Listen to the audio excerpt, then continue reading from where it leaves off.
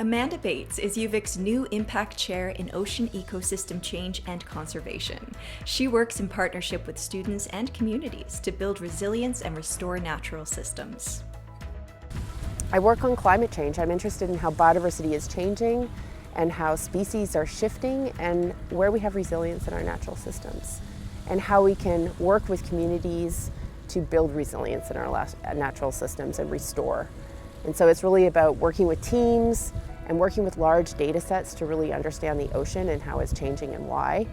So universities are structured on a colonialist model. They focus on individuals. What we really want to do is focus this next generation of researchers so that they are supported moving forwards to work in a fundamentally different way.